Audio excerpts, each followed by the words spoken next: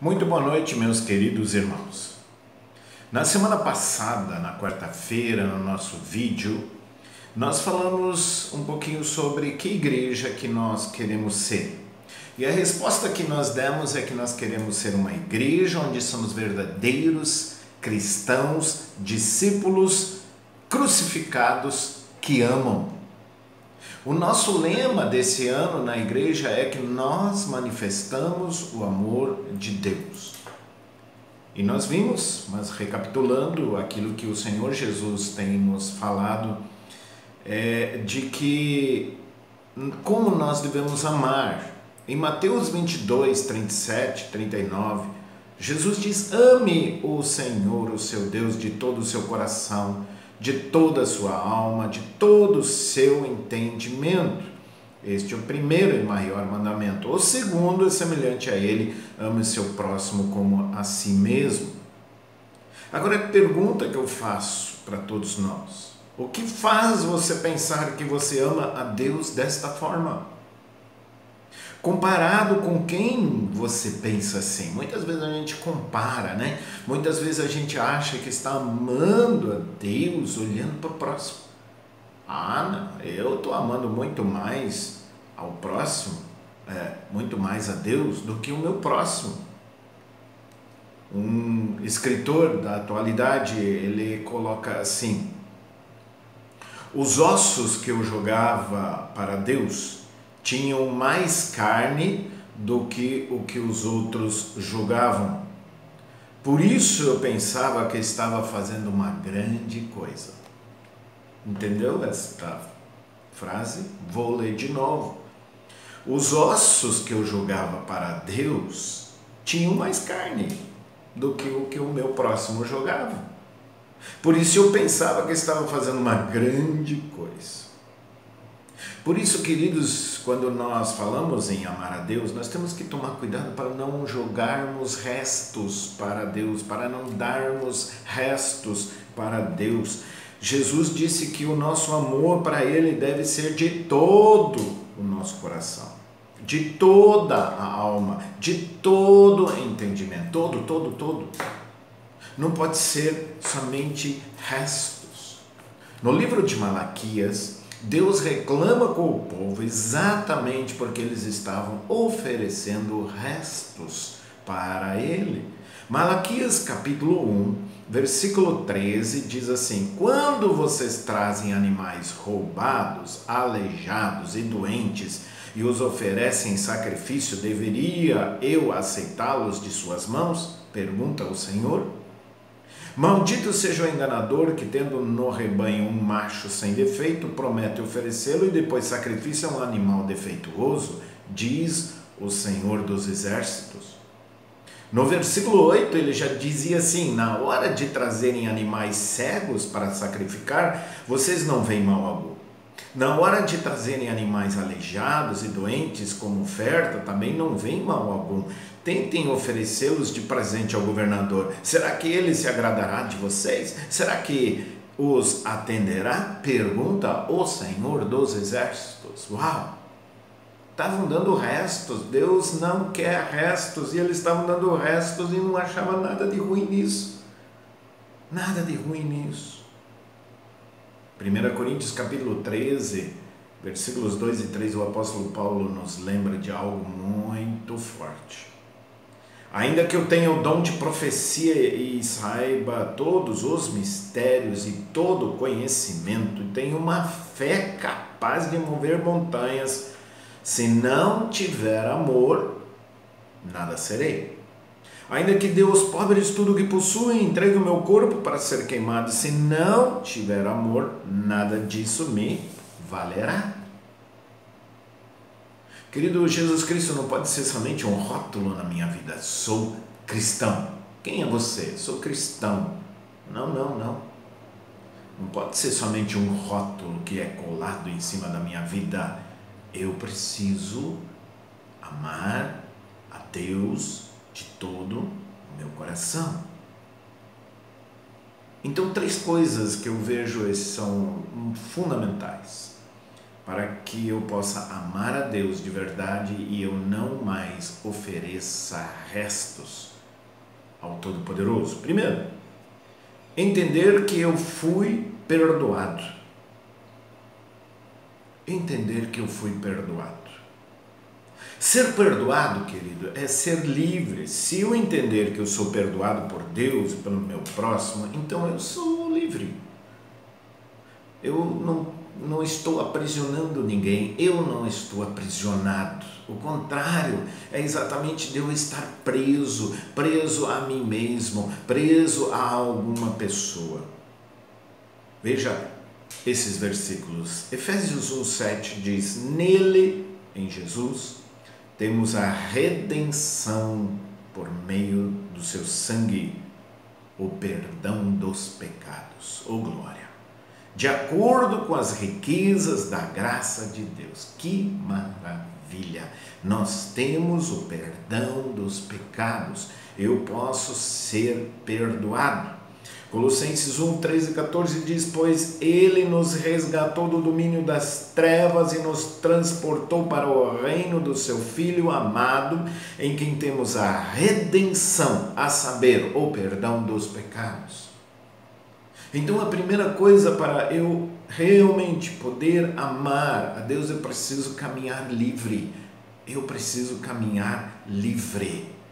Eu não posso estar preso, eu preciso estar perdoado e eu preciso caminhar de acordo com isso. Como é que eu sei se eu estou perdoado?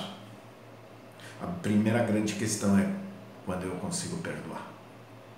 Se eu consigo perdoar o meu próximo, quando nada mais me prende, quando na minha vida há uma regra, é uma coisa que já está dentro de mim, eu perdoo.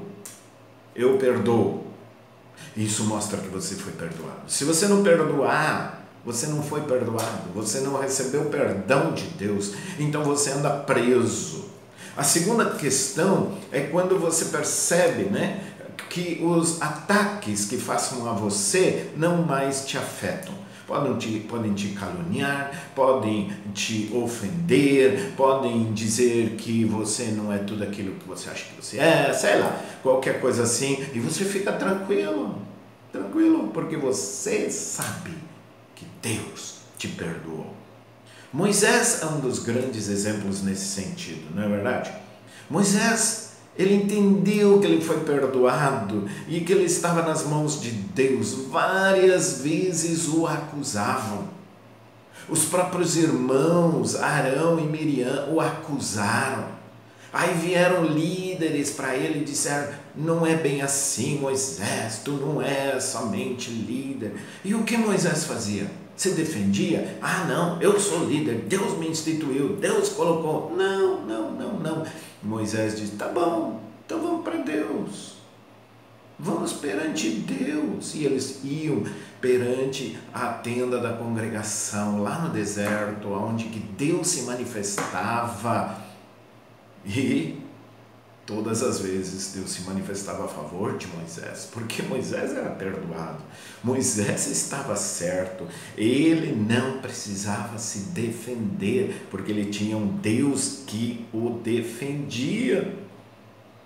Então, querido, em primeiro lugar, um verdadeiro discípulo crucificado com Cristo tem essa atitude. E para eu então dar o melhor para Deus, eu preciso entender de que eu sou perdoado por Jesus. É fundamental isto na nossa vida. Segunda coisa, para eu poder dar o melhor para Deus e não dar o resto, e para poder amar bem a Deus, em segundo lugar, entender que sou filho e não servo. Gálatas 4:7 diz: assim você já não é mais escravo, mas filho, e por ser filho, Deus também o tornou herdeiro. Olha que coisa maravilhosa, ele diz aqui: você não é mais escravo, você é filho. Filho, sentimento de filho, de paternidade. Veja algumas diferenças entre ser servo e filho. Entre servo e filho, quais as diferenças? Bom, o servo, ele é aceito e valorizado baseado naquilo que ele faz. O filho é baseado naquilo que ele é. Fazer e ser é a grande diferença. Uma outra diferença, o servo começa o dia ansioso e preocupado, querendo saber se o seu trabalho realmente agradará ao Senhor. O filho descansa no amor seguro da família. Olha que coisa boa. O servo é aceito por causa da sua habilidade, o filho por causa do seu relacionamento. O servo é aceito por causa da sua produtividade e desempenho. O filho tem seu lugar próprio por causa da posição como pessoa. No final do dia, o servo somente terá paz se estiver certo de ter aprovado o seu valor mediante o trabalho. Na manhã seguinte, a sua ansiedade recomeça. O filho está seguro o dia inteiro e sabe que amanhã a sua situação não vai mudar. Quando o servo falha, toda a sua posição está em risco. Quando o filho falha, fica sentido porque magoou os pais e será corrigido e disciplinado, sim. Porém, não tem medo de ser lançado fora. Que coisa maravilhosa. Deus diz: você é filho. Você consegue se ver como filho ou você se vê mais como servo? Terceiro lugar, para eu poder dar o melhor para Deus, eu preciso entender que sou servo por opção. Porque na realidade Deus diz: eu sou filho, né?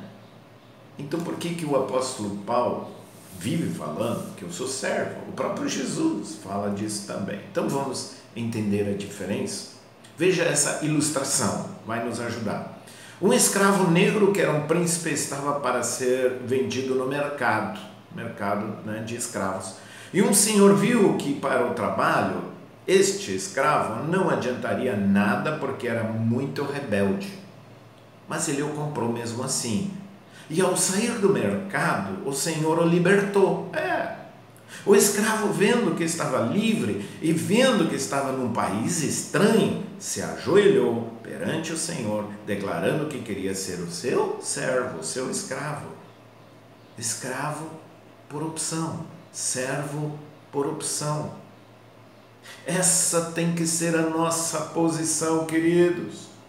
Somos filhos por adoção e servos por opção. Nossa situação e posição é de filhos, mas a nossa opção é de servo. Deu para entender? Mas muita gente só se sente como servo. Mas você é filho? Você é filho. Como você se sente, meu querido? Transformado pela graça? Preso ou você está preso ainda em alguma coisa? Você consegue ver que você foi perdoado? Que você não precisa mais estar preso a nada? Querido, se eu entender de que eu sou perdoado, entender que eu sou filho por adoção e servo por opção, então eu vou dar o melhor daquilo que eu tenho para o meu Senhor. Eu vou dar o melhor na minha oração, eu vou dar o melhor na minha leitura da Bíblia, eu vou dar o melhor no meu ministério, vou dar o melhor na célula, na minha casa, no meu trabalho, eu vou dar o melhor, porque eu estou livre. Querido, você precisa estar livre para você poder ser um discípulo crucificado que ama a Deus e transmite esse amor para as pessoas que estão em sua volta. Que Deus te abençoe. Você tem aí a folha que te acompanha, tem algumas perguntas para você refletir e responder neste momento. Deus abençoe ricamente a sua vida.